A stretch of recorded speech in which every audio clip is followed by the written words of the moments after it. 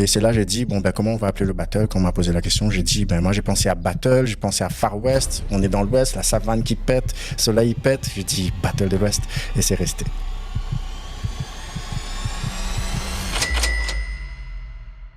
Tout seul ne fait pas rien.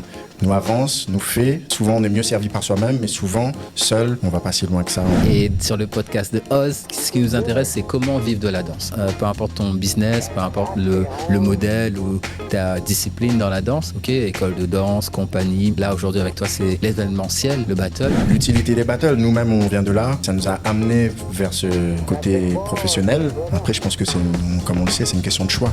Les décideurs, là, ils font leur commission pour dire combien on va donner à qui. Ben, c'est là où il faut que ton nom porte. Pour que ton nom porte, il faut qu'ils voient l'engagement, les réussites, les impacts sur le territoire, parce qu'eux, ils parlent en chiffres.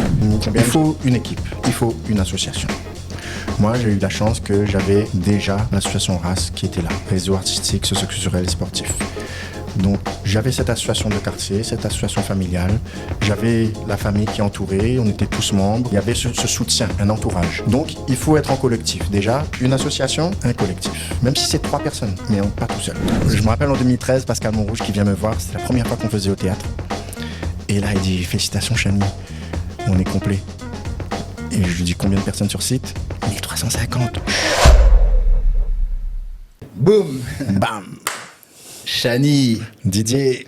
Alors, là, aujourd'hui, je t'invite pour parler du Battle de l'Ouest. Le Battle de l'Ouest, ce sera le 30 novembre au Théâtre Plein Air de Saint-Gilles.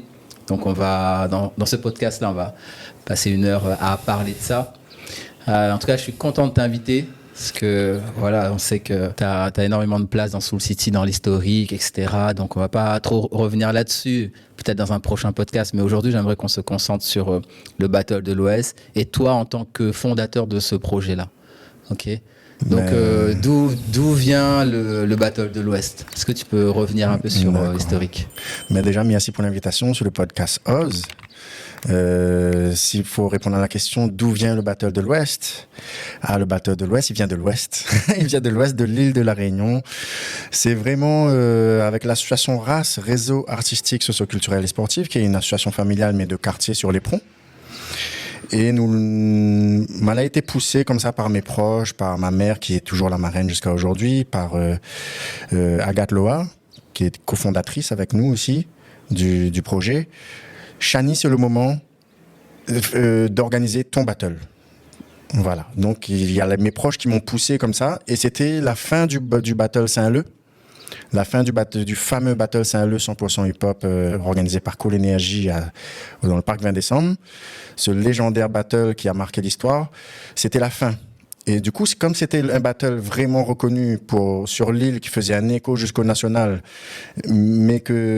et ça se faisait dans l'Ouest, sur Saint-Leu. Et c'est là j'ai dit, bon, ben, comment on va appeler le battle? Quand on m'a posé la question, j'ai dit, ben, moi, j'ai pensé à battle, j'ai pensé à Far West, on est dans l'Ouest, la savane qui pète, soleil pète. J'ai dit, battle de l'Ouest, et c'est resté. Ok. Et là, on est en quelle année? C'était quand la première édition du battle de l'Ouest? 2005, j'avais 19 ans. 2005. Ah ouais, c'était bien avant la compagnie, bien avant... Ah oui. T'es en plein dans le crew, en fait. Voilà, là, les grands du crew venaient de partir, c'est-à-dire Kenji, Baba, Fabrice qui manageait un peu le crew. Ils venaient de partir. 2004-2005, c'est vraiment les années où on s'est retrouvés, moi et Flex et les autres, avec Darmi et autres, à gérer le groupe, maintenir le crew pour continuer à faire des battles et à être présent aussi sur la scène show chorégraphique. C'était un peu la spécialité Soul City, même si on vient du monde des battles.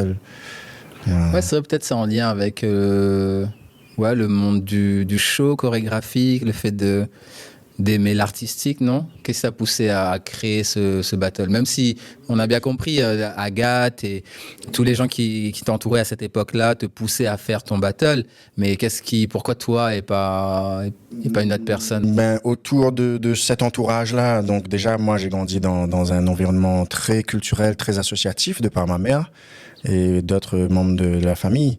Donc c'est en moi, le fait d'entreprendre, d'être engagé dans des projets de bien commun. Voilà, on va dire que c'est en moi, ça fait partie de mon éducation, de mon expérience d'enfant, d'adolescent. Donc, et j'ai vu les grands faire, c'est-à-dire j'ai vu Baba faire, j'ai vu Fabrice faire, j'ai vu MLK, Propagande Underground, le collectif dans le Nord, j'ai vu les grands faire. C'est-à-dire, moi, je comprenais, j'avais 15 ans, mais je comprenais déjà l'ampleur de l'engagement derrière les rappeurs à l'époque, les MLK et le Cool Energy, qui organisaient pour nous mettre en valeur. Et je comprenais que c'était important qu'il y avait toujours dans chaque région de l'île, chaque ville même, qu'il y ait des gens engagés pour ce bien commun, de rassembler pour la culture, parce que la culture hip-hop, c'est ça, c'est unity, c'est toujours l'esprit de familiarité, de communauté, de rassemblement. Donc j'ai grandi dans cet état d'esprit, et je pense que les gens autour de moi, mes proches comme les moins proches, m'ont influencé. Donc on va dire que j'ai suivi une voie de l'engagement, du bien commun, de l'engagement pour le développement de la culture, pour que ça reste actif, que ça bouillonne. Donc rassembler, on va dire le maître mot, c'est l'envie de rassembler et de faire pour la culture, pour la jeunesse, comme on a fait pour nous au bout du compte. Voilà. Là, le Battle de l'Ouest, la première édition était en 2005, c'est ça? Là, ça fait 20 ans, du coup. Quel regard tu portes sur le passé par rapport à cet événement qui a pris pas mal de place on va dire, dans l'écosystème hip-hop à La Réunion, breakdance plus particulièrement. Donc, quel regard tu portes là-dessus 20 ans après? 20 ans après, c'est sûr qu'il y a beaucoup de fierté par rapport à ce qui est devenu le Battle de l'Ouest, comment il a évolué, cette dimension océan Indien, le lien à l'Afrique. Après, il y a toujours des bémols où on se dit, bon, on aurait pu faire mieux là-dessus, notamment le modèle économique ou la communication. Mais je regarde avec beaucoup de fierté et beaucoup de lucidité sur la force des impacts, l'ampleur des impacts, surtout les organisateurs, il ne faut surtout pas négliger l'ampleur des impacts. Quand on rassemble une vingtaine de danseurs de l'océan Indien, il y a des impacts derrière, il y a des échanges, il y a une dynamique qui se met en place. Et en local, c'est pareil. Quand on rassemble tous les ans, les gens sont pressés comme nous on était pressés de faire Battle Saint-Leu, je vois que les gens ils m'appellent, les danseurs m'appellent, les leaders m'appellent. Alors cette année, Chani, c'est en crew, c'est en one-one, c'est quoi, c'est comment, c'est Océan Indien, c'est pas Océan Indien. Il y a cet engouement derrière qui fait que c'est une fierté d'avoir tenu bon, parce qu'il y a des hauts, il y a des bas. Donc c'est une fierté d'avoir tenu bon, mais surtout c'est pas tout seul, c'est souvent en collectif qu'on organise.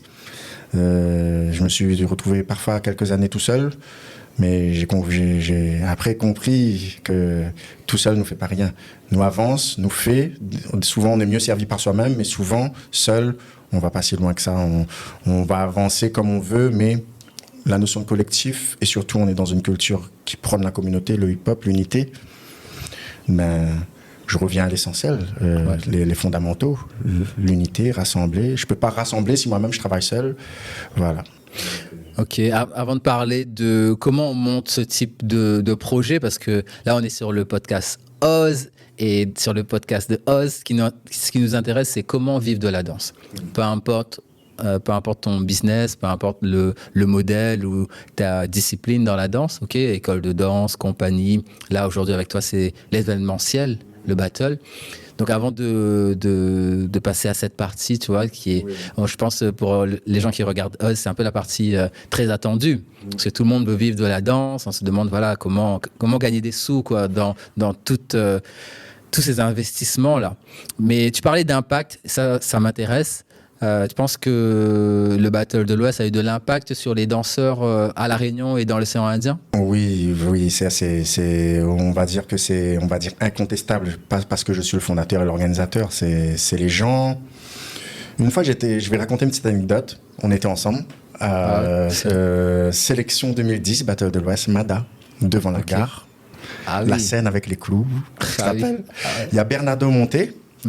Qui est un chorégraphe, qui était gérant d'une scène nationale, je crois, à La Rochelle, quelque chose comme ça.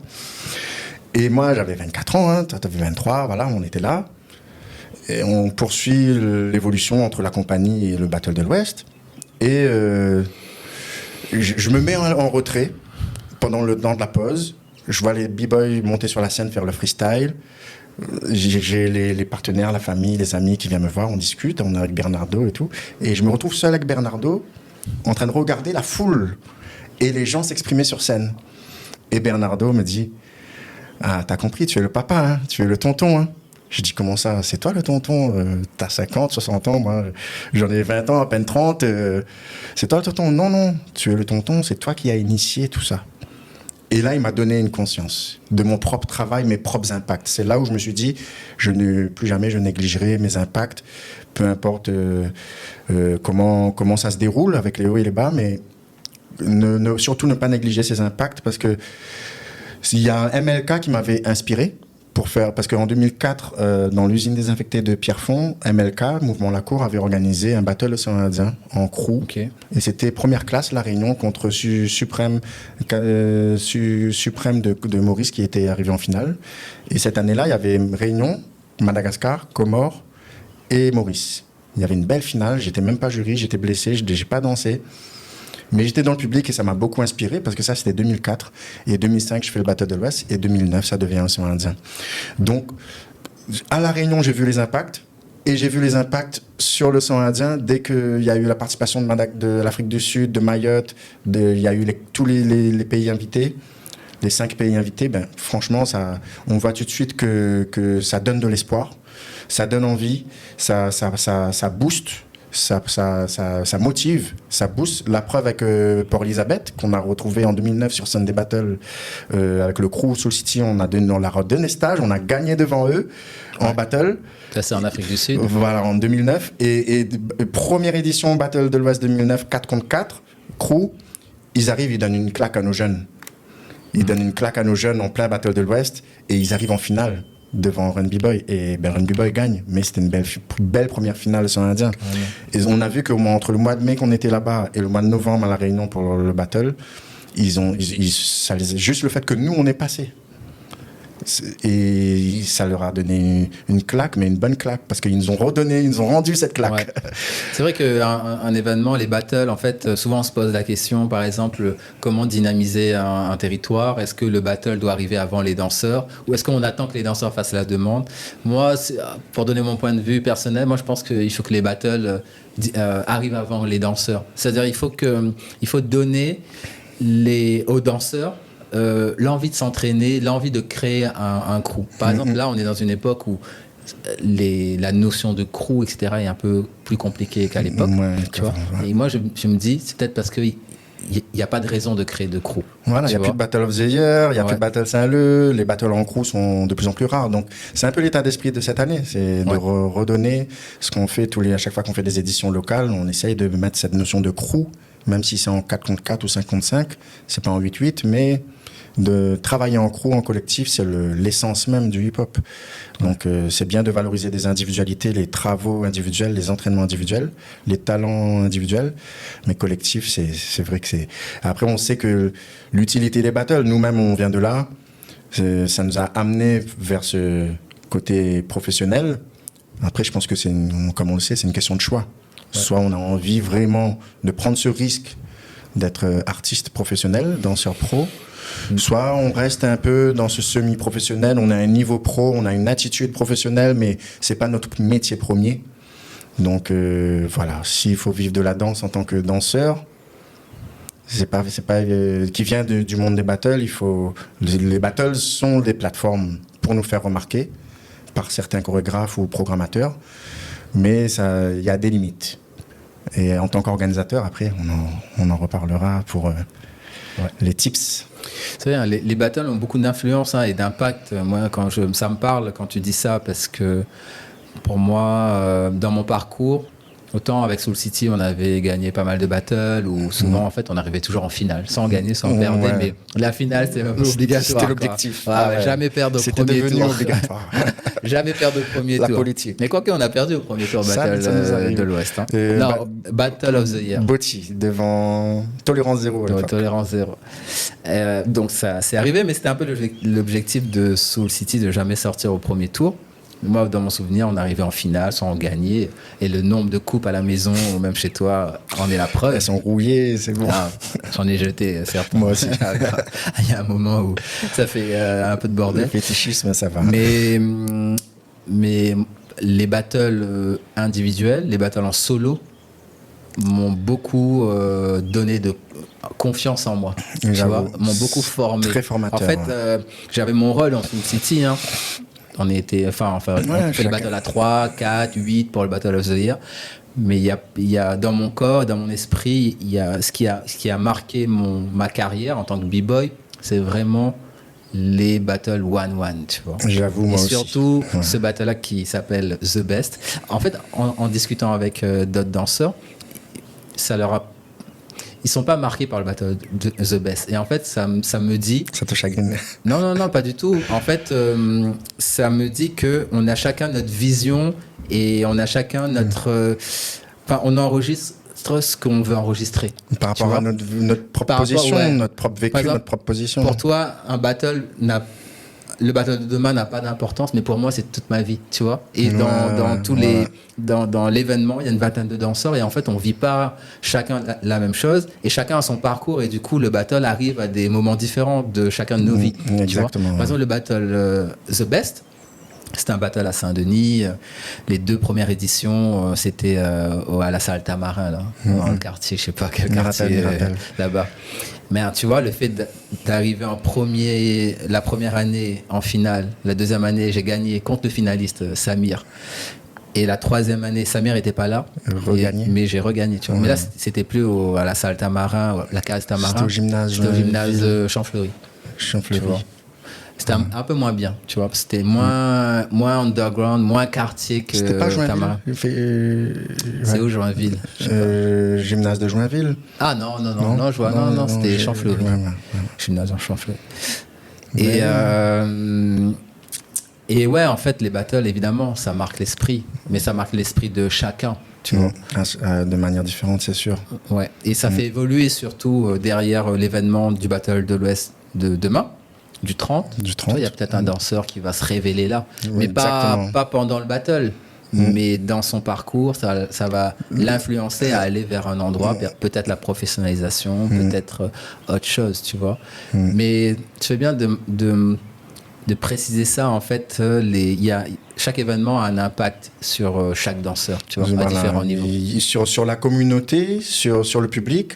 Mais c'est vrai que chaque association, chaque collectif, chaque individu le vit vraiment, surtout pour les pratiquants, le vit vraiment de manière particulière et précise.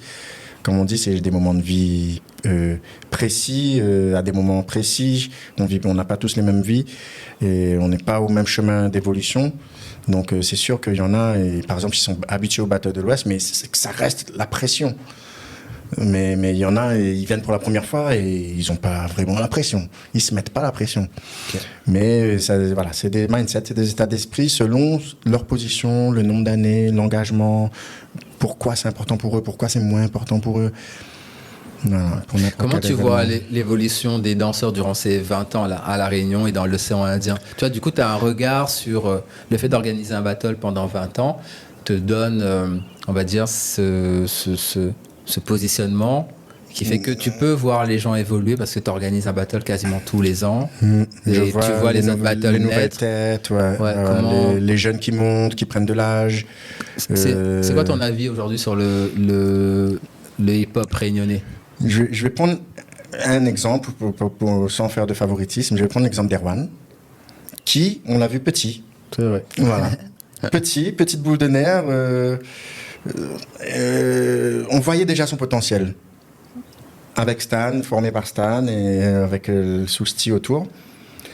Et Stan faisait beaucoup de stages avec des internationaux, tout ça. Ça a beaucoup boosté son crew de Génération 430, Mike T. Et en voyant l'évolution d'Erwan, on peut prendre l'exemple de Energy, on peut prendre l'exemple de Jake. Jake est juvénile, c'est encore une génération avant eux. Parce qu'on organisait B-Boy France aussi, que Stan continue à organiser, sélection B-Boy France. Je vois Kylian, je vois Lucas, je vois Noam, je vois plein d'autres. Ça, c'est juste pour donner des noms. On voit les jeunes commencer leur pratique et faire leur premier battle. Ça, c'est beau à voir. Parce que même si ça ne se passe pas dans ton event, tu vas voir ou tu as des retours, tu vois les vidéos. Et après, comment ils se révèlent, moi, dans mon event, ça me fait grave plaisir. Ben, sans battle, sans danseur, il n'y a pas de battle. C'est les danseurs qui font la qualité de ton battle. Si tu as des équipes, sur 8 équipes par exemple, prenons le cas de 30 novembre, sur 8 équipes de 5, t'en as plus de la moitié, t'en as 5 qui ont que 5 ans de pratique. Ça reste des débutants en battle. Alors que s'il y a plus de 5 crews qui ont plus de 10 ans de pratique, tout de suite la qualité sur scène, le public va le ressentir. Dans les vidéos, ça va se ressentir. Sur place, nous, les organisateurs, le jury, il sera content. Même le DJ, il va s'enjoy, il va mettre du bon son pour les danseurs parce qu'ils savent que là, ça va kicker grave. Et voilà, pour revenir sur Erwan, aujourd'hui, il danse dans la compagnie Soul City. Ok. C'est une évolution. Il a travaillé pour d'autres compagnies. Ce n'est que le deuxième chorégraphe avec qui il travaille. Il a 22 ans, il est déjà ragoulé du break parce qu'il a trop fait de battle depuis qu'il est enfant. Il a déjà fait une carrière de b-boy. Mais quand on dit carrière, on voit bien que le gars, il était mineur et qu'en fait, il a bénéficié d'une expérience. Ouais, très intense. Voilà, très intense au bout du compte. Beaucoup de battle tous les ans, beaucoup de shows chorégraphiques, beaucoup de voyages.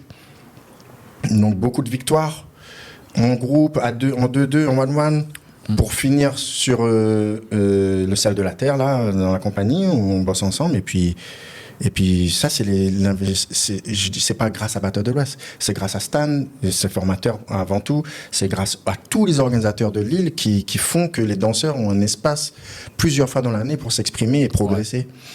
Et c'est ça, moi, l'importance l'impact des organisateurs des événements, c'est de voir ces personnages évoluer, prendre plaisir, se révéler, se blesser, revenir, et certains comme ça, comme Kylian, comme Erwan, se professionnalisent ou font des parcours un peu plus internationaux, mais c'est sûr que c'est une fierté pour nous. On a participé d'une manière ou d'une autre sur la longue. Ouais. En donnant de l'énergie dans notre événement, en allant chercher les danseurs, en les suivant, en les mettant en avant, les invitant pour dire « Là, je veux que tu danses dans le Seven to Smoke Percu. » Hop, tu es en guest. Et là, on prend plaisir, je pense, pour les organisateurs, on prend plaisir à continuer à suivre, suivre leur évolution et les voir se révéler et surtout s'ils se professionnalisent ou bien qu'ils font des carrières, des parcours internationaux comme Kylian ou autres en ce moment. C'est sûr, c'est une fierté pour nous, pour la Réunion, pour les coachs, les profs et leur association derrière, pour les parents. Donc, c'est tout bénef. C'est tout bénef pour tout le monde, pour la communauté. Tu parles de coach, pour moi, il y a une grande différence. Tu vois, il y a quelque chose qui est marquant dans la génération d'aujourd'hui. Parce qu'on a assez d'années, on va dire, de pratique ou d'expérience à la Réunion, ouais. Tu vois, pour aujourd'hui avoir des coachs. Un gars comme Stan, c'est un peu l'archétype de ce rôle-là. C'est-à-dire, bon, Stan danse toujours, mais je veux dire, il va beaucoup donner pour que ces jeunes progressent. Alors que nous, à notre époque, tu vois, on donne, mais en même temps, on est encore challenger. Tu vois, on a formé les jeunes, mais on faisait les battles avec eux. On forme les jeunes, mais nous, on est dans le game en même temps. Tu vois, on n'a pas... Moi, j'ai pas ce ressenti. Un petit peu vers la fin, quand j'étais occupé avec la compagnie, je sentais ça, tu vois. D'ailleurs, le dernier battle de Soul City, c'était pour moi un comeback. C'est-à-dire quand on l'a fait au Parc 20 décembre à Saint-Leu. Ah ouais, 2012, 2013. Ouais, on voulait faire... non, c'était plus tard que ça. L'un des derniers battles en crew, 2014, 2015 peut-être. Ouais, 14-15. Et ça, moi, j'avais déjà la compagnie, etc. Je m'entraînais beaucoup moins. Ouais. Après, on se battait pour avoir la relève, tu vois. Ouais. Mais voilà, on a décidé de danser avec la nouvelle génération. C'était ça le projet. Et on l'a fait de 2011, même 2007, 2008. Je me rappelle de Arrobase. Ouais, mais Arrobas, c'était nous, moi, par rapport aux anciens. C'était Soul City Junior, voilà. Mais... Ah, ça n'a pas pris, ça. Nous, on n'était pas contents. Moi, en fait, Arrobas, l'idée, c'était que nous, étant dernier arrivé de Soul City, on devait créer notre crew, genre pour faire nos preuves. Et avant de faire un battle sous le nom de Soul City. Et moi, j'étais pas d'accord avec ça. Quoi, non. Ça aurait pu, mais bon, on avait... Ça s'est passé comme ça. Mais en tout cas, ce qu'on voit avec les coachs, c'est que pour moi, aujourd'hui, sans pareil, faire de favoritisme, j'essaie d'être, comme si je suis jury dans un battle, j'essaie d'être impartial, d'être sur le constat, sur le fait. Je vois qu'aujourd'hui, peut-être c'est ma sensibilité aussi, je vois que Joyeux, j'aime bien sa façon de cette posture de coach qu'il a. Le Stan fait du très bon travail, Clem Sebero et leur équipe font du très bon travail, et 974 All-Star. Après, dans l'Ouest, ce qui est bien, c'est qu'il y a Run B-Boy qui monte en force, il y a La Famille avec Giovanni Paromanou, il y a Tic Tac aussi qui donne des cours, il y avait nous, et il y a Roots qui a une association qui s'appelle Original Foundation, un truc comme ça, Original B-Boy. Je me rappelle plus trop comment ça s'appelle, mais Roots, B-Boy Roots aussi, qui donnait des cours pour Soul City, qui a monté sa propre asso. Ouais. Donc ça fait que dans l'Ouest, on va dire que... Et dans le Nord, il y a Aru, Association des rythmes urbains. Et la compagnie Ismaël Aboudou aussi, l'école qui propose des cours. Donc je vois que... On va dire que le Sud avait pris une avance depuis les années 2005-2010. Le Sud avait pris une avance parce qu'ils avaient beaucoup d'élèves, les parents payaient les cours, etc. Nous, dans l'Ouest, au niveau, je sais pas, si c'est la communication, si c'est notre image, si c'est notre façon de transmettre, si on n'était pas assez régulier, on n'avait pas un vrai projet autour de cette création de nouvelles relèves. Mais c'était comme ça. On formait des générations, mais il y en a très peu qui restent dans le game des battles, qui vont. Mais par contre, on est quand même fiers qu'avec Soul City, on a produit des petites pépites. Hein. On n'est pas les seuls, mais on a Alissa, on a Dylan, malgré voilà, on a Dylan, on a Lucas, on a plein d'autres danseurs qui sont passés à l'école Révolution à Bordeaux, Metz. Voilà, on a produit quand même des talents. Et ce que j'aime bien avec Soul City, c'est ce coaching naturel sous leadership naturel qu'on avait entre nous. Donc, il pouvait y avoir plusieurs leaders. Et ça, c'était bien parce que aujourd'hui, quand je vois le résultat, entre Stan, toi, moi, Kenji, on est quand même 4 professionnels sur le marché. Ouais. Donc, plus 2 organisateurs, moi et Stan. Stan qui est vraiment basé sur le travail pédagogique avec les jeunes, formation des jeunes, toi sur le côté chorégraphique professionnel, moi un peu hybride, artiste, organisateur en même temps. Voilà, aujourd'hui je monte ma compagnie, donc Kenji qui a sa compagnie Kenji, qui a son festival. Donc on voit bien que l'école Soul City, pour moi, ce coaching par leadership naturel a vraiment produit des talents et des acteurs proactif. Tu parlais du Sud tout à l'heure avec l'Ouest et voilà comment la relève s'est formée. Moi, j'ai une vision là-dessus. C'est qu'en fait, dans le Sud, ils ont, depuis le début, le modèle de crew qui est lié à l'école de danse. En fait, c'est ça la force de Stan. C'est qu'en fait, il donne des cours, et Cœur de Rue aussi avec Béraud, c'est que c'est dans les cours que tu vas créer presque le groupe. Ouais. Alors que nous, dans l'Ouest, et Saint-Denis aussi, les crews venaient de tes potes. En fait, tu recrutais dans la rue, quoi. Tu vois, il y avait un côté plus rares street. Sont ceux qu'on a recrutés par les cours. Ouais, rare. C'est ouais. Et du coup, c'est un côté plus organique. On est plus là-bas dans le Sud, ils sont plus ton prof, c'est ton coach, donc il a un certain ascendant sur toi, etc. Nous, tu recrutes un gars dans un quartier parce que tu l'as vu dans le bus, il ramène son pote. Ouais, ramène son pote. Du coup, c'est un peu plus organique, c'est un peu plus street, quoi. Ça, c'est un peu plus la street. Donc, c'est un peu plus fragile aussi. Tu vois. Et je pense à Saint-Denis. Ça a été comme ça aussi, tu vois, les gars qui s'entraînaient sous le théâtre et tout. C'est Aru qui est arrivé à structurer un peu ça, tu vois. Avec le Ismaël crew Aboudou tourne aussi. Autour de l'école de danse, tu vois. Le fait qu'il y avait tout le temps Ismaël Aboudou, le fait qu'il a suivi Warning à l'époque, il a toujours eu une sensibilité pour les street dance. Donc, dans son école de danse, il a toujours mis du street, que ce soit debout ou break. Il a toujours mis un professeur, un b-boy, pour transmettre. Donc, ça nourrit le territoire en termes de talent. Plus, il y a des écoles de danse et d'autres écoles de danse aussi qui n'ont parfois rien à voir avec le hip-hop, mais pour nourrir le programme de leur salle, ils proposent dancehall, hip-hop, breakdance.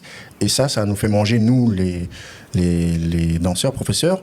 Mais en même temps, ça produit aussi des élèves, ça produit des danseurs. Ouais. Donc ça, c'est pas négligeable aussi le rôle des écoles de danse. Carrément. Passons à la deuxième partie. Alors, l'édition de cette année. L'édition de cette année, je pense que ça va être une belle édition, surtout par rapport à la dernière, qui était, on va dire, ça manquait d'épices.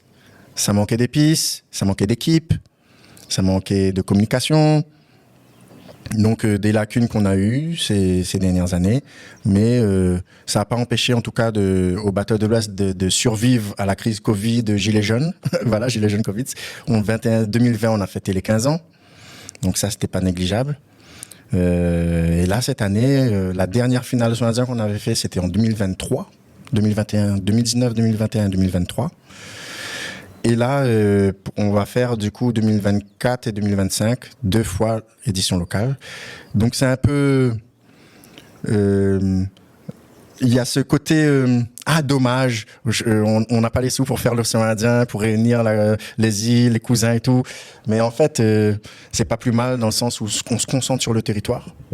Et encore une fois, on va mettre en avant nos talents locaux, nos jeunes locaux, les crews, les coachs, les jeunes, les danseurs en herbe, les danseurs professionnels, jury local, DJ local, MC local, organisation locale, comme d'habitude.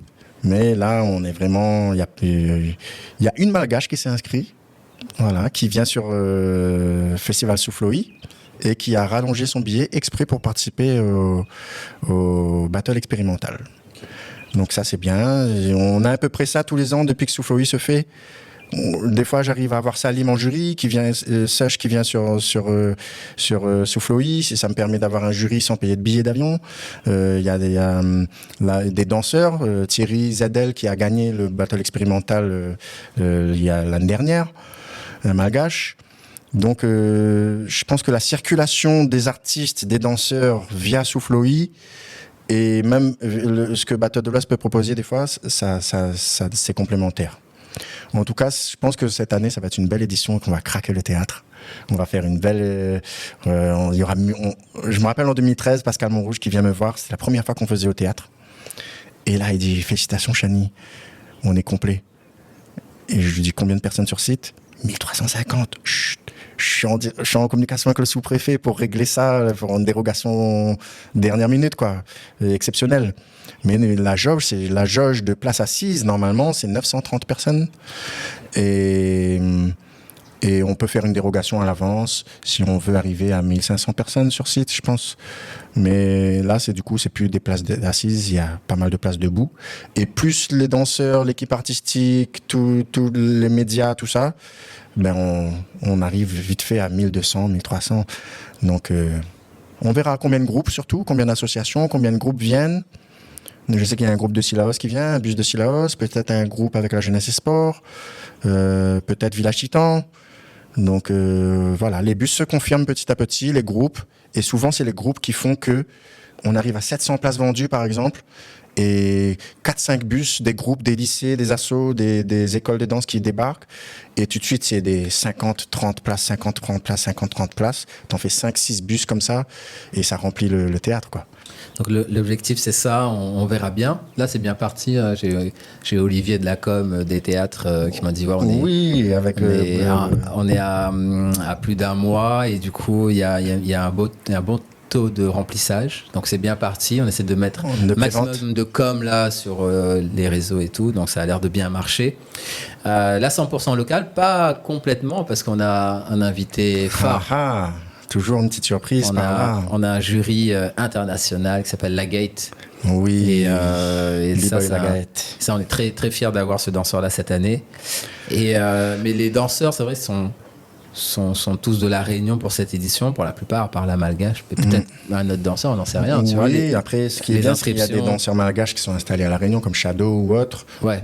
Voilà. Mais en tout cas, pour moi, le Battle de l'Ouest avait besoin de se recentrer, tu vois, sur une édition peut-être plus simple, moins ambitieuse, pour revoir qui sont les danseurs de la Réunion, revoir nous-mêmes comment on s'organise entre nous. C'est vrai que les demandes de subventions sont de moins en moins... sont toujours en baisse. Sont toujours en baisse, tout simplement. J'allais dire de moins en moins en faveur de la culture. Donc...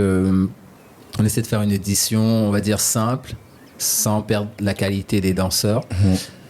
Là, Pour relancer un modèle on économique revient- plus tard. Ouais, bien sûr. En fait, l'objectif du Battle de l'Ouest, c'est de revenir à son summum, c'est-à-dire le Battle de l'Ouest, Indian Ocean Tour. Indian Ocean Tour. Faire C'est ça. le tour de l'océan Indien, des sélections et faire une finale tous les 2 ans, ou Ouais. tous les 3 ans, là, du coup. Donc, depuis 2017, parce qu'on avait fait une pause en 2015, on va dire qu'en 20 ans, en tout cas, en 20 ans, on a fait 8 finales océan Indien. Ok. Et on a fait le nombre d'événements, en tout cas, Battle de l'Ouest, novembre, que ce soit local ou océan Indien, on en a fait au moins 18. 18, on va vraiment... 2006, j'ai pas fait. 2010, 2015, 2016. Voilà. On a fait 16 événements en 20 ans. 16 finales réunions ou océan Indien. Là, pour cette année, c'est quoi les disciplines? Ah, les disciplines, c'est 2 contre 2 hip-hop. C'est 1-1 expérimental. Expérimental, c'est-à-dire? Expérimental, c'est un pro, un peu comme le concept d'improvisation de David Focknose, et comme beaucoup de battles d'impro, voilà, il y a 2 termes. Il y a expérimental ou impro. C'est un peu le même concept. En général, on met des musiques un peu abstraites, un peu inconnues du grand public, inconnues des danseurs. Ça peut arriver que des danseurs tombent sur des musiques qu'ils connaissent, mais l'objectif, c'est qu'ils dansent sur une musique qu'ils ne connaissent pas. Et ils doivent improviser. Ils ont 1 minute, 1 minute 15 pour improviser. Ok. Un passage en battle. Et voilà. Après, il y a des partages. Ok. Donc là, il y a 4 inscrits. Je ne dirai pas les noms. Ça va être rendez-vous sur Insta Battle de l'Ouest ou Facebook Battle de l'Ouest pour voir les noms bientôt, vers le 23 novembre. Je pense qu'une semaine avant, on va On publier. dévoilera les participants. Voilà, on dévoilera les participants. Concours chorégraphique trad-urbain, mais surtout, pas oublier le 5-5 break. Donc le crew, cette notion de crew, hip-hop, collectif. Donc voilà, en termes de battle, on a vraiment ça. 5 contre 5 breakdance, 2 contre 2 hip-hop et 1-1 expérimental. Il n'y a, Et le concours chorégraphique. il n'y a plus de Seven to Smoke sur Ah. percu, mais il y a toujours les percussions qui seront là avec Madame Dilo, qui sera à la batterie et percussion. Sur Donc, quelle discipline? sur toutes les disciplines, elle accompagnera sur les finales surtout. Voilà. Ok. Elle accompagnera sur les finales. Et il y a le concours Avec chorégraphique. DJ Daskil toujours. Concours Ouais. chorégraphique, par contre, grande fierté de cette année, c'est que d'habitude, le maximum de crew qu'on avait pu avoir en inscrit, en participant, c'était 5. Et là, on a dépassé largement 5. On arrive vers la dizaine. Donc là, c'est pratiquement clos. C'est pratiquement clos. C'est les dernières validations d'inscription. On ne dépassera pas 10, je pense, parce qu'on va dépasser le timing. C'est pas pro. Voilà. Donc, ça m'a fait bizarre d'avoir plus d'engouement sur le concours chorégraphique. En même temps, belle surprise. Et moins d'engouement sur le 2-2 hip-hop, alors que les danseurs, à chaque fois que je faisais Seven to Smoke All Style percu, les danseurs me disaient non, tu tombes contre un b-boy, contre quelqu'un qui fait de l'afro, pour les danseurs debout hip-hop, house, tout ça. Ils disaient non, c'est compliqué à juger. Donc j'ai écouté les danseurs et je suis revenu à la base du Battle de l'Ouest, qui était un battle de break en crew et ce 2 contre 2 hip-hop. D'ailleurs, il y a déjà eu une finale océan Indien, 2 contre 2 hip-hop, c'était en 2011. Réunion contre Maurice. C'était Tikaf et Crazy Eyes qui avait gagné contre Pop Shot et je ne me rappelle plus le deuxième nom du Mauricien. Voilà. Ok. Donc inscrivez-vous. Hein. Il y a Ouais. le crew, c'est bientôt bouclé aussi pratiquement. Ok, tu cherches combien de crew? Faut combien de crew maximum? 8. Après, Huit si on a crews de 10, cinq. on peut s'arranger pour commencer tôt et faire une première présélection. Ok. Mais voilà. Normalement, la 8, si vraiment, avant le 23, il y a des crews qui se manifestent, la politique du Battle de l'Ouest, ça a toujours été donner la place à tout le monde. Mais c'est vrai que depuis qu'on est au Théâtre de Saint-Gilles, on a besoin aussi de qualité sur scène. C'est une scène prestigieuse. Même si on est sur la valorisation de l'amateur, des jeunes talents, il y a quand même une exigence de qualité à avoir, à donner au public, qu'on fait payer. Donc c'est important que les meilleurs danseurs de l'île soient là. Et j'ai pris l'habitude de faire le tour des événements pour voir les organisations. Ben c'est une façon d'être solidaire aussi, juste par la présence, Ouais. déjà, de payer sa place, de venir voir. Et moi, ça me permet en tant qu'organisateur de voir qui est présent, quel danseur monte, quel danseur est blessé, quel danseur du coup est absent, parce qu'il y en a plein qui partent après les études, après le bac souvent. Donc Ça me permet aussi de voir, d'appeler les gens. Après, ben là maintenant, la dernière phase de ma communication avec les danseurs en tant qu'organisateur, c'est de passer dans leur salle. Voilà. Okay. Ça, c'est quelque chose qui me tient à cœur, que j'avais plus trop fait ces dernières années. Et là que je reprends. Je reprends plaisir à aller dans les événements. Et je pense que je vais reprendre plaisir à passer dans les salles pour dire alors c'est bon, allez signer le règlement, le droit à l'image, rendez-vous à telle heure avec vos jeunes. Est-ce que si on regarde les quatre coins de l'île, il y a des crews qui existent dans les quatre coins de l'île, par exemple dans l'Est? J'avoue que moi là j'ai pas trop de visibilité sur le Nord et l'Est. J'ai du mal à lire qu'est-ce qui se passe. Je sais qu'il y a Hip Hop Foundation, donc le Scandal Crew, qui relance, qui sont à leur 9e édition de rassemblement sous le parvis du théâtre. Ouais. Donc ça, c'est un lieu mythique, un lieu légendaire, historique, où Warning et tous les crews de l'île sont toujours entraînés là. Donc eux, ils reprennent la main sur ce lieu et qui le font vivre tous les mois, tous les 2 mois, un rassemblement. Ça permet de faire vivre la culture, de rassembler les gens sur Saint-Denis et de former les jeunes sur Saint-Denis. Mais c'est vrai que sur le Nord, là... Non, sur l'Est, du coup. Sur l'Est, non, il y avait les Power Boys, là, les jumeaux, il y avait B-Boy Zanaka, mais crew même dans l'Est, non. Pour moi, là, il y a un crew un peu hybride, un peu team, c'est les Affranchis. Donc avec Gary, et toujours en lien avec des danseurs de l'Ouest et du Sud. Donc ils s'entraînent au port. Donc et dans puis, l'Ouest, voilà, ils s'entraînent dans l'Ouest. Mais il y a des gens dedans, il y a des gens du Sud et du Nord. Ouais. Et puis, dans l'Est, j'ai pas vraiment pas de lisibilité. Pour moi, les crews aujourd'hui, il y a Génération 430 qui produit du crew, donc Mighty et Cœur Marine aujourd'hui. Il y a Cœur de rue, voilà, Frères de Sol, Brigands, Bandidas, voilà, ils ont plusieurs crews, Cœur de rue. Et 974 All-Star, qui a 410 All-Star, donc les petits, et 974 All-Star, le crew des grands. Là, c'est dans le Sud. Voilà, ça reste Stampon Saint-Pierre. Et après, en termes de break, toujours dans l'Ouest, on a Espada, avec Run B-Boy, Joyeux et son équipe. Vraiment, dans l'Ouest, il n'y a plus de crew. Dites-moi, les gens, dites-moi. J'ai besoin de savoir, j'ai besoin de comprendre où est-ce qu'ils sont les crews de l'Ouest, parce que moi, j'en vois qu'un. Ouais, on va faire une annonce. Si tu fais partie d'un crew dans l'Est ou dans le Nord, mets en commentaire le nom de ton crew. Voilà, comme ça, Chani passe dans la salle, dans votre salle et vient motiver un peu tout le monde. Un petit training avec vous, petit battle, one-one. Au port, il n'y a pas Dush, peut-être. Mais il y a beaucoup de crews de danse debout, du coup, maintenant. Ah oui, c'est danse debout. Là, on le voit justement sur le concours chorégraphique, l'engouement qu'il y a cette année. Certes, c'est la com, avec sous le style le travail de com qui avance, mais il y a quand même Dush dans Dush, il y a Compagnie 413 de Silaos, Inattendu. Okay. Voilà, je ne vais pas spolier tout, mais il y a KG Crew qui revient, qui avait gagné en 2024 ou 2023. Okay. Donc, avoir une dizaine de crews en concours chorégraphique, c'est pas négligeable. Mais en breakdance, Battle de l'Ouest est à la base organisé par un b-boy. Pour les b-boys, bon, ça reste ouvert à toutes les danses, street surtout, et improvisation, chorégraphie. Mais voilà, on aimerait bien relancer cette dynamique de crew, d'où je pense que même quand on fera Océan Indien, si on peut le faire en crew, le refaire en crew, on le fera. Je pense qu'il y a une dynamique à recréer des battles de crew, notamment avec la relance du Battle of the Year avec Stan. Aussi, ouais. Voilà, il y a beaucoup de chances pour que ça se renouvelle chaque année.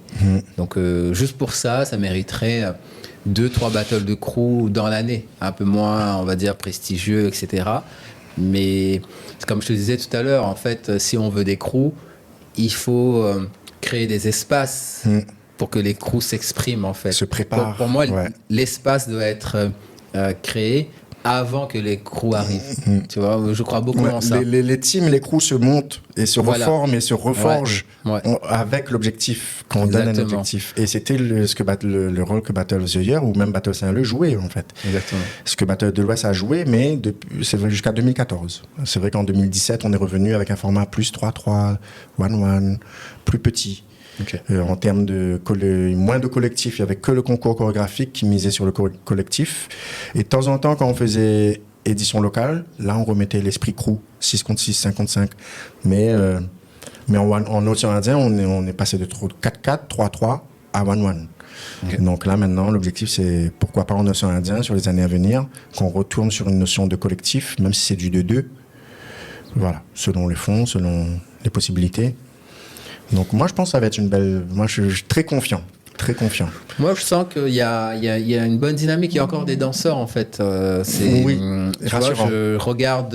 j'ai un peu regardé les autres battles, tu vois, les battles de Joyeux, R&B Boy, ou dans le Sud et tout. Bah, il y a toujours des participants, il y a des danseurs à La Réunion. Ouais. Après, je pense qu'il faut qu'il y ait énormément de battles dans l'année.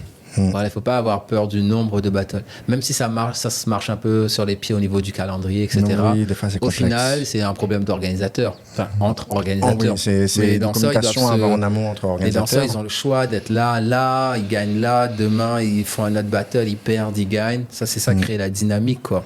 Donc, il faut créer la dynamique pour augmenter le niveau. Tu vois, il n'y a pas pire qu'un danseur qui fait un battle tous les 6 mois.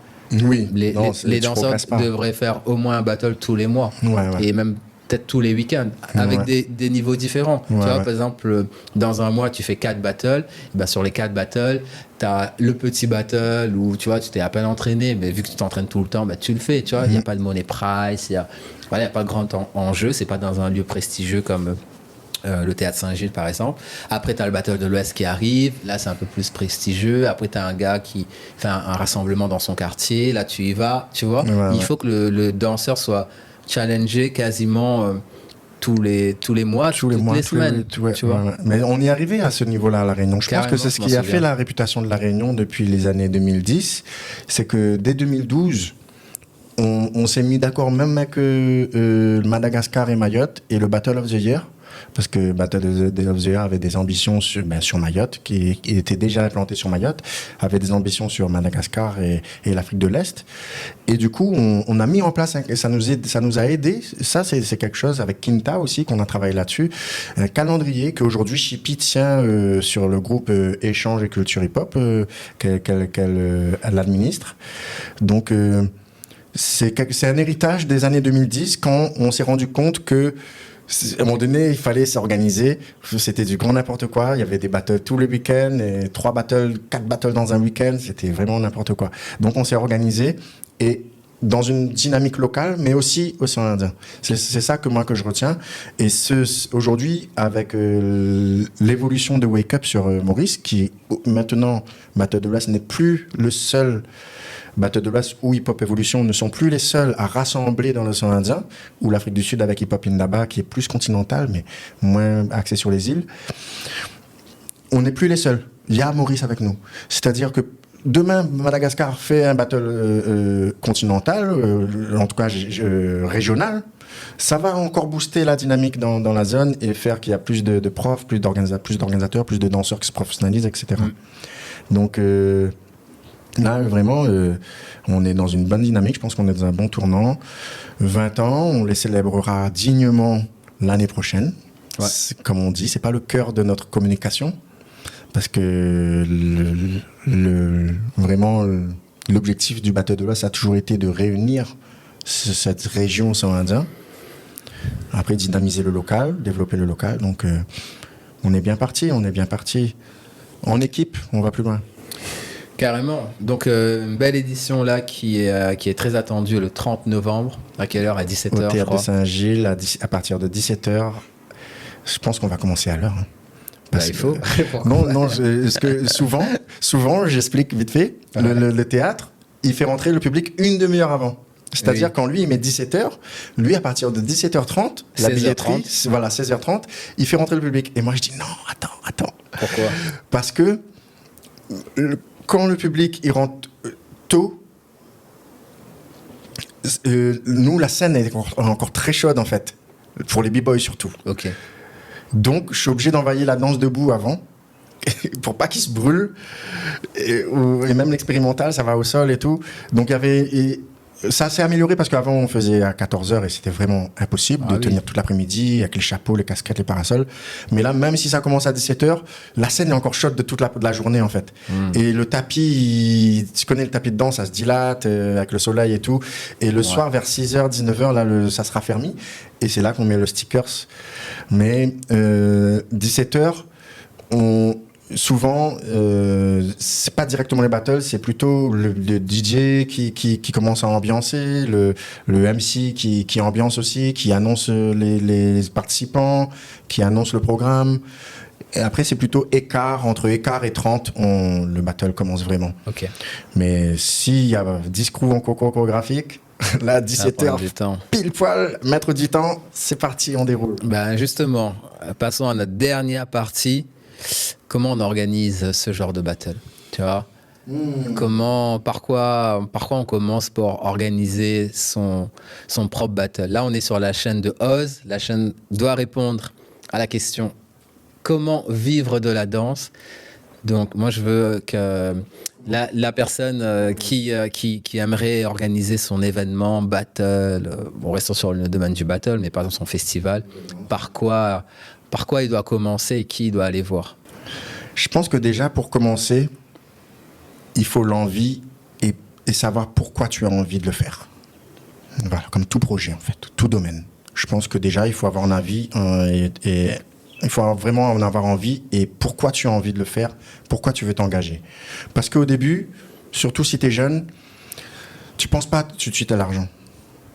Moi, j'ai commencé à l'âge de 19 ans, je ne pensais pas à l'argent. Bon, ceux qui commencent à 30 ans, peut-être, ils ont une maturité financière plus. Mais il faut une équipe. Il faut une association. Moi, j'ai eu la chance que j'avais déjà l'association RAS qui était là. Réseau artistique, socio-culturel et sportif.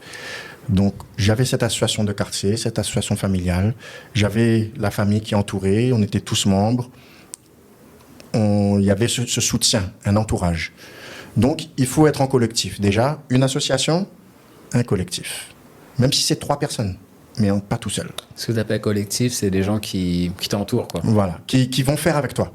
Ok. Qui vont mettre la main à la pâte. S'il faut porter les baffes, ils vont porter les baffes. S'il faut faire des courriers, ils vont faire des courriers. S'il faut aller chercher des sponsors, ils vont aller chercher des sponsors. S'il faut appeler Freedom pour faire de la com, ils vont... Ça, c'est une équipe. Prêt à mettre la main à la pâte. Parce qu'au début, surtout quand on commence, c'est 100% bénévolat.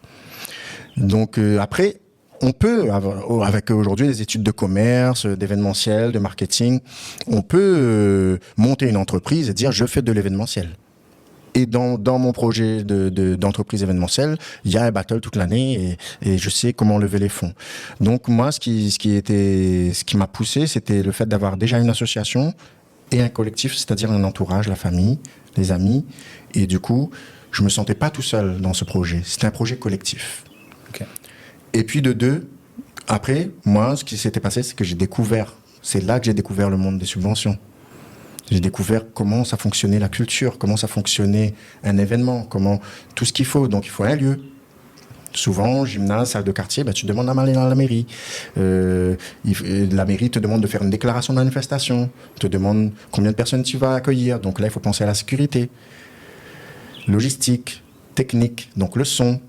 Après, il faut un DJ. Après, il faut un jury. Il faut un MC pour animer. Okay. Donc ça, on peut aller jusqu'à 10 points principaux comme ça. Qu'est-ce qu'il faut pour organiser un battle? Une association, une équipe, un lieu, une date. Tu constitues l'équipe artistique, DJ, MC, jury. Et puis surtout, moi, ce qui m'a avantagé, je pense, en tant qu'organisateur, c'est que j'avais déjà un respect, une crédibilité, une légitimité en tant que pratiquant, en tant que b-boy. Okay.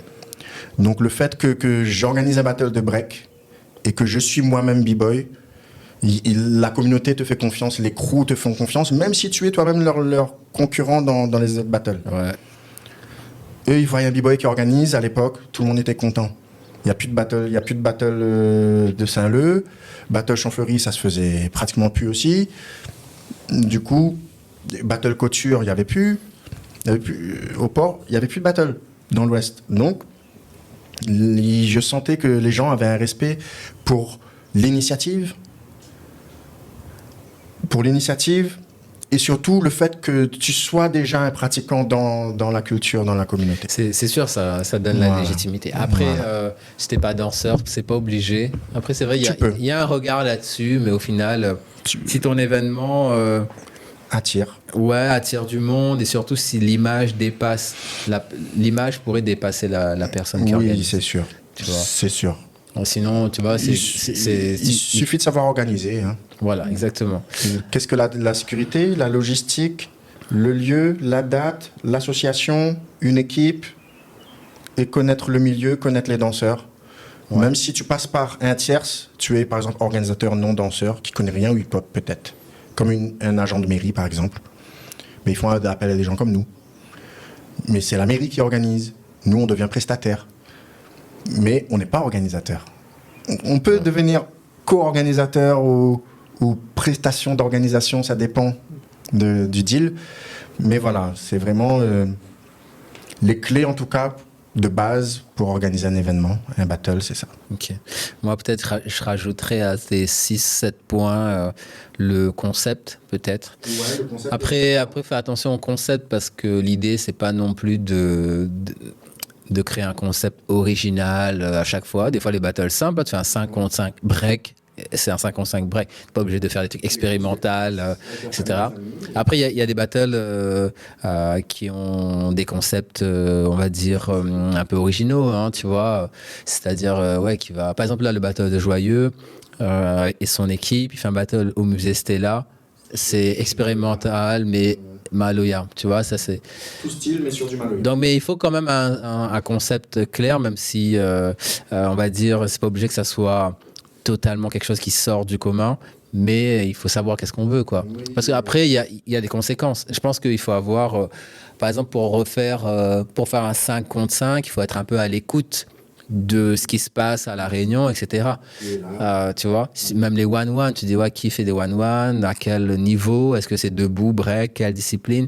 Donc tu vois, il faut avoir un regard sur le milieu et poser un concept, tu vois. Je pense que ça c'est important. Exactement.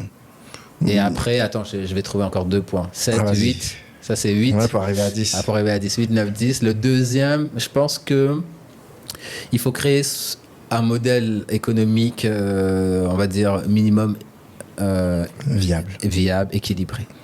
Tu vois. Au minima, équilibré. L'argent va vite. Tu sais, les demandes de sub, maintenant, t'es déficitaire, c'est pas... Même si c'est des subventions, t'es déficitaire. Donc, t'es déficitaire comment ? Soit t'as pas payé les gens, soit t'as sorti de l'argent de ta poche. Ouais, c'est pas bien pour toi. Ça, non. C'est fatigant sur le long terme. Non. Donc, mettre en parallèle, confronter son concept artistique à une réalité économique. Combien j'ai avec cette enveloppe-là, qu'est-ce que je peux faire ? Et poser les limites comme ça, tu vois. Ce que j'aime bien dans nos parcours croisés, c'est que moi, mais toi aussi, tu l'as. On a tous les deux. C'est-à-dire, toi, tu es spécialisé dans la direction artistique d'une compagnie, en tant que chorégraphe, tu vois. Et moi, j'ai des notions de la scène, de la chorégraphie, mais mon dada, c'est la direction artistique événementielle, tu vois. Et c'est là, je pense que ça montre au public les différents parcours possibles. Et surtout les avantages et surtout les difficultés, les contraintes dans chaque parcours. Donc toi, tu peux raconter dans l'évolution de la compagnie Soulsti, de ta carrière de chorégraphe. Moi, je peux raconter en tant que organisateur. Un autre peut raconter en tant que professeur qui a monté une école. Et voilà, comme Tony la dernière fois au Quinta, ils racontent aussi leur parcours de danseur. Donc, on faut comprendre qu'il y a divers métiers possibles. Même dans l'événementiel, tu peux être tu peux devenir technicien, tu peux devenir régisseur, tu peux vraiment être dans la production ou la communication ou l'administration ou la coordination. Donc, tu as le choix. Au bout du compte, ça, c'est vraiment quand tu as créé un modèle économique, tu peux payer tout le monde. Là, tu as un régisseur, tu as un technicien et tu as encore 3 autres personnes derrière avec la direction. Mais je crois que dans l'événementiel à La Réunion, personne n'a encore créé d'événements viables. Tu vois, un peu quand même. C'est encore à ce niveau-là. Ah non, moi je parle dans le milieu hip-hop. Là, tu donnes l'exemple. Milieu hip-hop. Ouais, là, je parle danse. Mais justement, tu cites Sakifo. Pour moi, on doit regarder voilà, c'est un exemple. Le modèle économique de Sakifo pour comprendre en fait comment arriver à ce niveau économique. Ça brasse aussi. Mais comme on disait, que tu as 5 000 ou 50 000 ou 500 000, tant que tu restes à l'équilibre, tu vas brasser, tu vas participer à l'économie du milieu avec ton action, avec ton projet. Mais au bout du compte, tant que tu es à l'équilibre, pour moi, c'est comme si tu es déficitaire. Pratiquement, tu es pas en moins, mais tu es à l'équilibre. Bon, est-ce que tu as pu vraiment payer tout le monde dignement et toi-même? Là est la question. Si tu es à 50 000, 100 000, 500 000 euros, je parle de ça qu'il faut, ça doit monter encore plus. C'est là où le modèle voir. Alors, appel Galabert, alors tu es déficitaire, combien sur tant de budget, combien de pourcents de subventions, combien de pourcents de fonds privés et combien de pourcents d'investissement de ces structures. Ouais. Donc ça, c'est là où on rentre vraiment dans l'ingénierie culturelle, l'ingénierie de projet, pour que développer un modèle économique viable, quoi. Viable. C'est ça. Donc on est là-dedans. Aujourd'hui, je pense que La Réunion... Quand je dis La Réunion, en fait, c'est tous les acteurs et tu vois, le nombre de battles. Demain, il y a un gars qui va créer un nouveau battle. Tu vois, ça, c'est un truc qui roule, je pense, à La Réunion. On est une île assez mature dans le milieu hip-hop pour qu'il y ait une génération, de génération à génération, il y a des relèves et du coup, il y a des nouveaux danseurs. Les danseurs organisent, tu vois. Et du coup, il y a des héritages comme ça qui roulent assez naturellement. Maintenant, le stade au-dessus, c'est de créer des événements maintenant, qu'il y ait des gars qui créent des événements et qui arrivent à en vivre, comme le Sakifo, comme n'importe quel festival, en fait. Je pense que les deux événements... après, là, on parle plutôt dans le cadre graffiti. Je vais rester dans la danse. Parce que j'aime bien Réunion Graffiti, le modèle. Pareil, il faut aller en profondeur dans leur compte pour voir s'ils s'en sortent vraiment. Mais je pense que Cœur de Rue a un modèle économique assez viable, qu'ils arrivent à embaucher. Ils arrivent à embaucher des personnes à mobilité réduite, autrement capables. Il y a des terrains comme ça, des lignes budgétaires. Quand tu fais le lien avec le monde du sport, donc tu arrives à avoir des fonds. Je sais pas, ça parle toujours de fonds publics parce qu'on est en France et que la dominante dans l'économie de nos domaines sont souvent liés aux fonds publics. Donc il y a le sport. Et souvent, le hip-hop, c'est culture. Après, avec le breaking, le fait qu'ils se sont associés à la FFD, etc., du coup, il y a le côté sportif, fédéral. Après, il y a le côté social, éducation populaire. Ouais. Donc, ça fait plusieurs lignes comme ça de levée de fonds, au niveau des fonds publics en tout cas, subventions, plus certains appels à projets. Donc, je pense que déjà ça, je pense que Cœur de Rue est un peu dans l'évolution un peu similaire à Soulsti, mais plus dans le domaine de l'éducation, la transmission et le social. Voilà, plus et l'événementiel du coup, parce qu'ils font pas mal d'événements et de voyages culturels, etc. Et je pense que Cœur de Rue arrive à embaucher, arrive à tenir des salaires sur des années. Donc pour moi, il y a ARU aussi, qui pour moi est un modèle économique dans le Nord, Association des rythmes urbains, qui est un modèle économique qui peut aussi aller vers comme Cœur de Rue, qui va vers le viable, qui arrive à générer des fonds avec les cours, avec l'école. Ouais, mais là, c'est pas pareil. Là, donc tu parles d'un modèle économique qui est mixé entre les cours. Dans la dynamique de cours, il y a un événement. Pour moi, c'est pas le même terrain de jeu. Voilà, moi, je te parle d'un gars qui, demain, crée un événement. L'événement est local, devient presque international. Et voilà, crée une dynamique là-dessus. Si on prend l'exemple de Just Debout, parce qu'on en parle souvent, Just Debout a l'école derrière. Faut pas oublier que c'est un événement, mais derrière... Il développe un public aussi, il fidélise les pratiquants, la communauté à travers l'école. et je crois, ils sont pas liés au 104 aussi. Non, pour moi, non. Mais voilà, le fait que Just Debout je me rappelle plus si c'est l'événement ou l'école qui est arrivé en premier. Faudrait demander à Guy. Non, peut-être l'école, ouais. Voilà, mais Je en sais tout pas. cas, je pense que c'est complémentaire. Je pense que Ouais, mais, un événement pour un événement, si tu n'es pas du milieu et que tu n'as pas d'école ou tu n'as pas de crew, tu n'as pas d'autres projets que l'événement, projets de territoire surtout. Si c'est pas une école, c'est des projets de territoire, de médiation. Donc, je pense que l'événement est un peu un projet, la plateforme finale d'un projet de territoire ou d'une région. Pour moi, l'événement, de l'événement, on peut le faire. Je pense que c'est possible. Mais il faut vraiment trouver un événement qui... IBE, par exemple, IBE, Freestyle Session, je pense que c'est des événements économiquement qui... Shell Pro, je pense Notorious Break, je pense que c'est des événements qui peuvent, mais je ne suis pas sûr, il faut vraiment communiquer avec les acteurs pour moi, qui peuvent avoir une économie qui tire vers le viable, quoi. Pour moi, le Juste Debout est décorrélé de l'école. Quand tu vas au Juste Debout, tu ne sens pas qu'il y a une école derrière. Non, c'est sûr.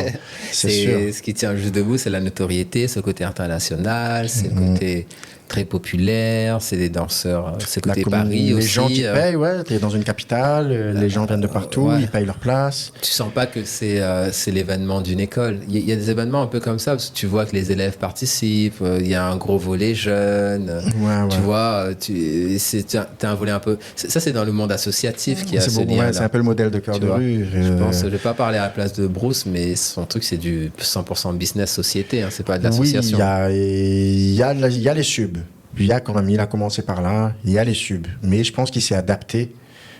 Et je pense que le fait que c'est un événement qui a pris très vite, qui s'est vite retrouvé dans des grands lieux prestigieux comme Bercy, ça prouve que c'est le public qui, comme on en parlait, la clé de ce métier d'organisateur, c'est la com, c'est attirer le public.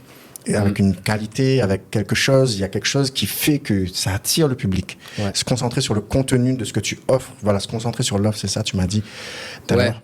Non, oui, déjà, voilà le 10e conseil, là. Voilà. Se concentrer. Qu'est-ce qu'on offre au public? Se concentrer non pas sur comment avoir des subventions, mais qu'est-ce qu'on vend au public, quoi. Voilà, parce qu'au final, le public, c'est le plus dur à gagner, mais l'événement qui va gagner son public. Alors, quand on parle de public, c'est pas... pour être précis, hein, c'est les gens qui payent leur billet. Hein. Voilà. Pas juste pour venir. Voilà, pour recadrer. Mais les gens qui arrivent à mettre leur carte bleue et dire moi je veux être à ces événements-là. Même quand tu as des familles qui viennent à 3, 4, 5, là tu as tout gagné. En fait, il faut mettre en œuvre toute l'énergie de l'événement autour de cet objectif-là. Vendre des billets à travers une offre attractif, tu vois. Je vois trop d'événements qui se concentrent sur comment on va avoir de partenaires, de subventions, etc. Et après, ils se retrouvent soit à faire un événement gratuit. Et ça tient pas 20 ans, un événement gratuit. Tu vois, les subventions, va-et-vient, changement de politique. En fait, voilà. Ou bien, ils vont se concentrer sur les subventions. Mais tu as des événements où il n'y a pas de public, quoi. Tu vois, donc ça aussi, ça ne tient pas. Mais quand tu as le public, tu sais à coup sûr que même si tu n'as pas de subvention, au moins tu es rentable. Tu as une monnaie qui rentre. Ce que tu as investi, tu vas au moins le récupérer. Ouais. Et en fait, on est dans une période où les subventions sont beaucoup moins... il y a moins de subventions, quoi. De fonds publics. Et du coup, les gens, par exemple, la ville ou l'État, etc., quand tu vas déposer ton projet, comme il y a moins de sous, ils vont regarder la qualité de l'événement. Donc, si toi, tu arrives, tu dis, bon, moi, je demande 10 000 € cette année pour le Battle de l'Ouest. L'année dernière, on a fait billetterie full, complète. OK, on a tout vendu. Là, tu vois, t'imagines bien que tu vas passer devant beaucoup, tu vois. Moi, ce que j'ai appris tôt, dès que j'avais 20 ans, dès que j'ai commencé à être dans la gestion, suivi de projet, c'était d'accord, vous demandez des subventions, mais quelles sont vos autres sources de fonds que vous injectez dans le projet? Déjà, l'association en elle-même, en fonds propres, combien elle met? Déjà, c'était ce genre de questions qui, moi, à 20 ans, tout de suite, je comprends qu'on ne faudra pas baser que sur les subventions. Et tout de suite, j'ai mis 2 euros l'entrée. Première édition, gratuit. Deuxième édition aussi, mais dès 2008. 2007, j'ai pas fait, mais dès la troisième édition en 2008, là, on a fait venir légitime obstruction de la ville du Mans pour faire jury. Donc, c'était des frais. On a commencé à avoir un petit peu plus de subventions, mais tout de suite, on a dit, le battle a déjà l'intérêt du public et des danseurs et du public. La salle est déjà remplie. Je pense que si on fait 2 euros, et la salle était remplie. 2 euros, les gens ont payé. Et là, il y avait 300-400 personnes dans une petite salle polyvalente. C'est là où on est parti dans les gymnases. Et les gymnases, tout de suite, on est monté à 4 euros, 5 euros. Tu vois ? Et dès qu'on est arrivé au théâtre, là, tout de suite, c'était 10 euros, 12 euros, et maintenant 15. Donc, pour répondre à la question de comment organiser son événement et les points essentiels, donc le 10e, quand on a passé avoir le statut, créer son association, avoir des partenaires, le lieu, les danseurs, le concept, etc. Il y a le modèle économique. Là, on est dans une vision plus long terme. Si tu veux, toi, tu as un concept, ça te tient à cœur, etc. Tu t'imagines pendant 20 ans organiser des éditions pour tous les ans. Et si tous les ans tu es déficitaire, ou si tu as du mal à payer les gens, ou l'événement parfois est bien, parfois est pas bien parce que tu as moins de subventions, ou tu n'arrives pas à te payer toi-même, ou tu n'arrives pas à te payer, c'est fatigant, et 20 ans c'est long, quoi. Donc il faut lier ce qui a marché avec Soul City, je pense, et ce qui marche toujours. Je sais pas d'où j'ai appris ça, mais je lis toujours l'artistique et l'économique. Oui, et je me dis, en fait, j'ai fait c'est le nerf de la guerre dans tous les domaines. D'économie à la fac. En fait, ça sert. Peut-être ça vient de là. Moi aussi, j'avoue, j'ai fait un BTS gestion de production dans la menuiserie industrielle. Mais cette gestion de production-là, je pense que ça m'a donné des notions pour la gestion d'association, gestion de projet. Carrément. Parce que tu t'apprends à t'organiser dans le temps, tu apprends à gérer des budgets, lever des fonds, de trouver des partenaires, tu apprends à gérer une équipe. C'est des choses que tu apprends, mais dans un autre domaine. Et du coup, dans ton domaine, dans le domaine que j'ai choisi, moi, je pense que ça m'a servi pour ouvrir l'association Battle de l'Ouest, pour gérer RAS, pour développer Soul City, qu'on a embauché ensemble et tout. Je pense que ça m'a aidé. Après, j'ai passé le DE-JEPS, ça aussi, ça m'a aidé. Mais j'avoue que des fois, un homme peut avoir beaucoup de compétences, mais ne peut pas tout gérer. Carrément. Et je pense que c'est la clé aussi, se former. Voilà. Si on a vraiment si j'ai un point à donner, un conseil à donner à des organisateurs ou futurs organisateurs, se former en marketing, se former en audiovisuel communication, se débrouiller avec les réseaux sociaux. Des tips comme ça, des détails. Moi, je sais que là, je vais aller me former en marketing. Parce que je sais que si je veux continuer, si j'ai tenu 20 ans là par passion, et je compte sur les doigts d'une main les années où j'ai pu me payer, si je veux continuer, si j'ai pas cette stratégie économique, communication, marketing derrière, c'est sûr que là, je tiens pas encore 5 ans. Donc, j'ai pas le choix. Et le projet mérite. C'est pour ça qu'on est là. Le projet mérite. L'histoire du projet mérite. Et voilà, les talents locaux méritent, la jeunesse rayonnaise et océan Indien méritent. C'est un beau projet qui, moi, je dis en tant qu'organisateur, il faut se former dans ces domaines. C'est des domaines clés pour pouvoir négocier avec des privés, trouver des mécènes. Par exemple. Voilà, trouver des mécènes, comprendre les rouages du fonctionnement économique français. Donc l'associatif, les financements et tout. Comment fonctionnent les commissions? Comment sont décidées? Quand tu as 20 dossiers sur la table, l'un demande tant, 20 dossiers qui concernent la danse. Il y a 15 personnes, 10 personnes autour de la table. Les décideurs là-haut, ils font leur commission pour dire combien on va donner à qui. Ouais. C'est là où il faut que ton nom porte. Pour que ton nom porte, il faut qu'ils voient l'engagement, les réussites, les impacts sur le territoire, parce qu'eux, ils parlent en chiffres. Combien de danseurs professionnels se sont professionnalisés grâce à ces événements? Combien de danseurs ont circulé, ont quitté La Réunion? Ou bien combien de danseurs sont venus? Voilà, c'est ce genre d'impact, c'est les chiffres. Combien de personnes sont venues à ton événement? Ouais. Donc ça, c'est par l'économie, par des stratégies économiques, des business plans, se former dans la finance, se former dans la communication, le commerce, le marketing et surtout l'audiovisuel, la communication. Ça va avec. Je pense qu'aujourd'hui, on ne peut plus dissocier économie et communication, marketing. Ouais. Je pense qu'on ne peut plus dissocier. Tu ne peux pas faire de l'argent si tu n'as pas de communication. Carrément. Moi, j'ai des coups de fil aujourd'hui. C'est le fruit de notre travail. C'est chouette quand 2 semaines avant, on t'appelle pour aller à Mada. 2 semaines, on t'appelle, il y a un gros contrat qui tombe. Tu ne fais plus rien. C'est un peu les fruits du travail, la notoriété. Mais au bout du compte, mais si tu n'as pas les 10 ans, 15 ans, 20 ans d'expérience, tu n'as pas ce coup de fil qui tombe. Tu n'as pas ce contrat qui tombe. Et pour aller chercher, c'est la communication. Ça reste, voilà. Ok, Chani, on a apporté beaucoup de valeur là dans ce podcast.